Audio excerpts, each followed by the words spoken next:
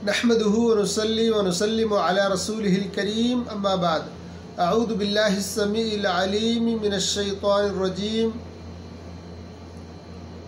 इन्ना नहनु नज़्ज़लना ज़िक्र व इन्ना लहू लहाफ़िज़ून। तो हमारा सबक चल रहा था कुरान मजीद की सूरतों की फ़जीलत के हवाले से।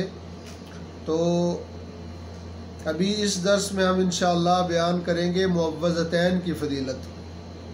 मुअव्वज़तैन कुल अऊज़ु बिरब्बिल फ़लक़ और कुल अऊज़ु बिरब्बिन नास, इन दो सूरतों की फ़जीलत के हवाले से हम बात करेंगे। अल्लाह रब्बुल आलमीन की पनाह तलब करने के लिए मुअव्वज़तैन से बेहतर कोई सूरा नहीं है। यानी सूरा कुल अऊज़ु बिरब्बिल फ़लक़ कुरान मजीद की आखिरी दो सूरतें और कुल अऊज़ु बिरब्बिन नास से बेहतर अल्लाह रब्बुल आलमीन से पनाह तलब करने और अल्लाह रब्बुल आलमीन की पनाह में आने, अल्लाह की हिफाजत में आने के लिए इससे बढ़कर कोई सूरत नहीं है। मुअव्वज़तैन आफ़ात समावी आसमानी कुदरती आफ़ात जो होती हैं, तूफ़ान, ज़लज़ला, सैलाब, कहत साली, आंधी, ज़ालाबारी, इनसे भी अल्लाह की पनाह, इनसे भी हम अल्लाह की पनाह मुहैया करते हैं। इनसे भी अल्लाह रब्बुल आलमीन की पनाह मुहैया करती हैं ये दो सूरतें। इनके ज़रिए हम अल्लाह रब्बुल आलमीन से पनाह मांगते हैं।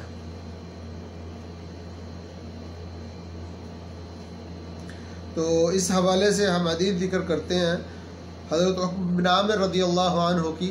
अन उक़बा बिन आमिर रज़ियल्लाहु अन्हु क़ाल बैना अना असीरु मअ रसूलिल्लाहि सल्लल्लाहु अलैहि वसल्लम बैनल जुहफ़ति वल अबवा इज़ा गशियतना रीहुन व ज़ुल्मतुन शदीदा फ़जअल रसूलुल्लाह सल्लल्लाहु अलैहि वसल्लम यतअव्वदु बिकुल अऊज़ु बिरब्बिल फ़लक़ व कुल अऊज़ु बिरब्बिन नास व यक़ूलु या उक़बा तअव्वद बिहिमा फमा तअव्वद मुतअव्विदुन बिमिस्लिहिमा। रवाहु अबू दाऊद हाज़ा हदीसुन सहीह। हज़रत उक़बा बिन आमिर रज़ियल्लाहु अन्हु फरमाते हैं, जुहफ़ा एक जगह का नाम है और अबवा ये भी एक जगह का नाम है कि दरमियान हम रसूलुल्लाह सल्लल्लाहु अलैहि वसल्लम के साथ जा रहे थे, सफ़र पर थे कि अचानक हमें आंधी और शदीद तारीकी ने आ लिया। यानी आंधी भी बहुत ज़्यादा और अंधेरा बहुत ज़्यादा छा गया। अचानक रसूलुल्लाह सल्लल्लाहु अलैहि वसल्लम ने मुअव्वज़तैन के साथ अल्लाह रब्बुल आलमीन की पनाह मांगना शुरू कर दी और फरमाया, उक़बा इन दोनों सूरतों के ज़रिए अल्लाह की पनाह मांगो, किसी पनाह मांगने वाले के लिए इनसे बेहतर कोई सूरत नहीं है। ये अबू दाऊद की सही हदीस है।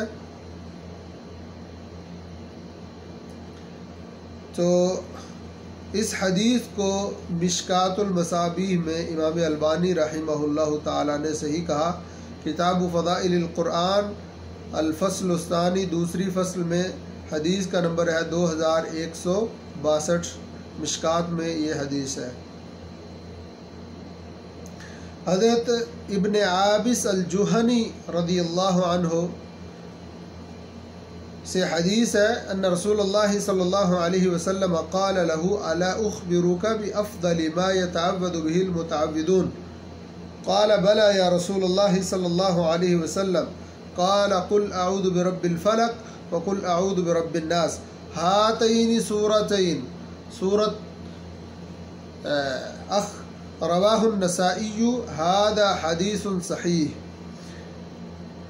इमाम नसाई किताबुल इस्तिआज़ा बाबु मा जाअ फ़ी सूरतै अल मुअव्वज़तैन पहले बाब में 5020 नंबर हदीस ये ज़िक्र करते हैं कि हज़रत इब्न आबिस अल-जुहनी रज़ियल्लाहु अन्हु से रिवायत है, रसूलुल्लाह सल्लल्लाहु अलैहि वसल्लम ने इसे कहा कि मैं तुम्हें पनाह मांगने वालों की बेहतरीन दुआ ना बताऊं।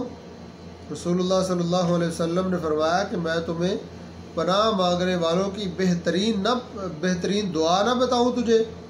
तो सहाबी रसूल सल्लल्लाहु अलैहि वसल्लम, सहाबी رضی اللہ عنہ عرض کرتے ہیں کیوں نہیں یا رسول اللہ صلی اللہ علیہ وسلم؟ آپ صلی اللہ علیہ وسلم نے فرمایا قل اعوذ برب الفلق اور قل اعوذ برب الناس، یہ دونوں صورتیں پناہ مانگنے والی، یہ دونوں صورتیں پناہ مانگنے کے لیے بہترین ہیں، پناہ مانگنے والی ہیں یہ دونوں صورتیں۔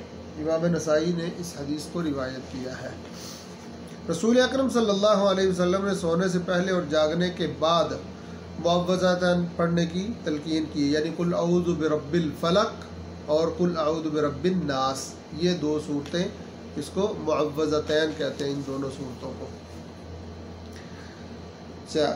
یہ بھی حضرت عقبہ بن عامر رضی اللہ عنہ سے روایت ہے، قال قال رسول اللہ صلی اللہ علیہ وسلم الا اعلمک سورتین من خیر سورتین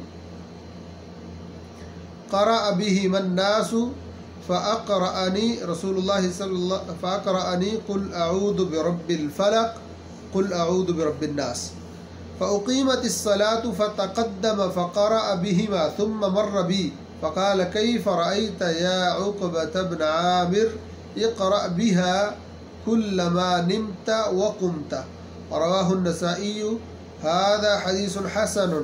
عقبہ بن عامر رضی اللہ عنہ کہتے ہیں رسول اللہ صلی اللہ علیہ وسلم نے فرمایا کیا میں تجھے دو ایسی صورتیں نہ سکھاؤں جو ان سب صورتوں سے بہتر ہیں جنہیں لوگ پڑھتے ہیں؟ پھر آپ صلی اللہ علیہ وسلم نے قل اعوذ برب الفلق اور قل اعوذ برب الناس پڑھائی، اتنے میں نماز کھڑی ہو گئی۔ آپ صلی اللہ علیہ وسلم آگے بڑھے، نماز پڑھائی جن میں یہی دونوں صورتیں پڑھی نماز میں بھی۔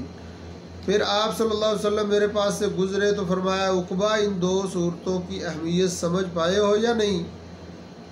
پھر آپ صلی اللہ علیہ وسلم نے فرمایا جب تم سونے لگو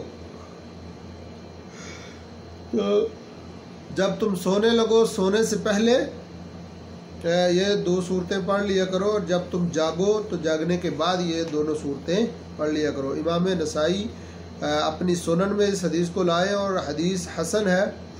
کتاب الاستعاذہ باب ما جاء فی سورتی المعوذتین، رقم الحدیث، حدیث کا نمبر ہے 5434۔ رسول اکرم صلی اللہ علیہ وسلم نے ہر نماز کے بعد معوذتین پڑھنے کا حکم دیا ہے۔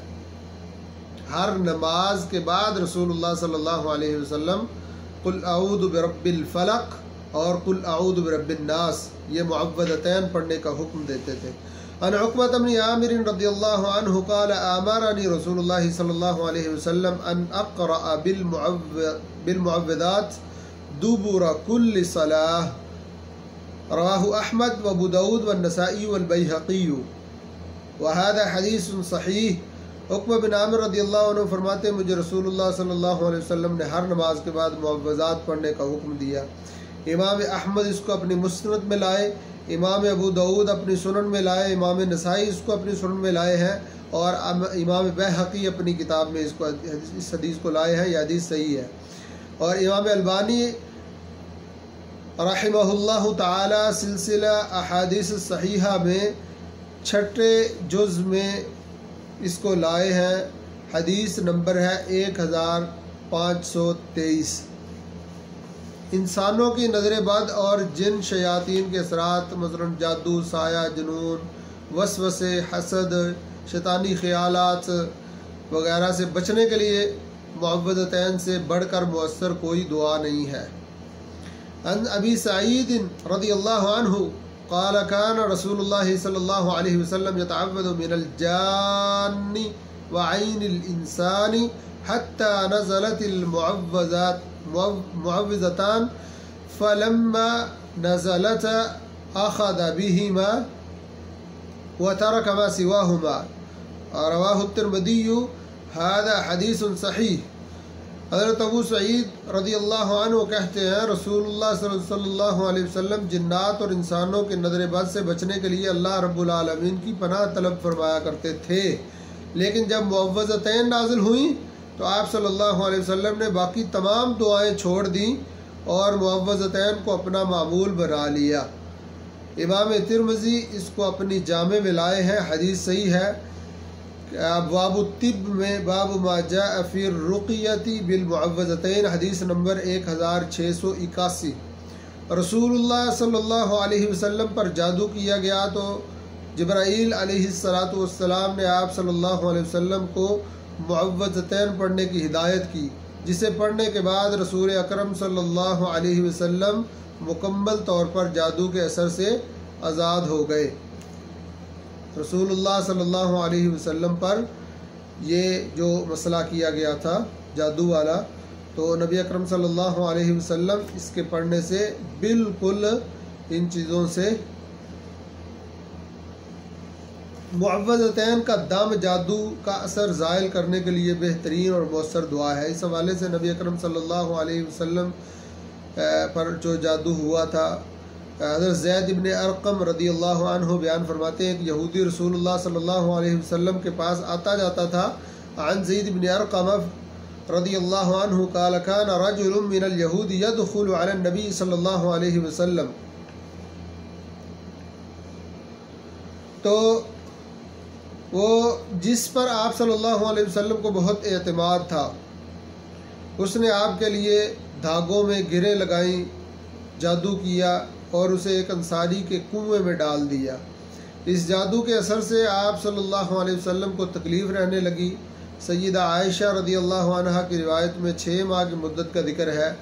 آپ کے پاس عیادت کے لیے 2 فرشتے آدمی کی شکل میں حاضر ہوئے، ان میں سے ایک آپ صلی اللہ علیہ وسلم کے سر کے پاس بیٹھ گیا اور دوسرا آپ صلی اللہ علیہ وسلم کے پاؤں کی طرف۔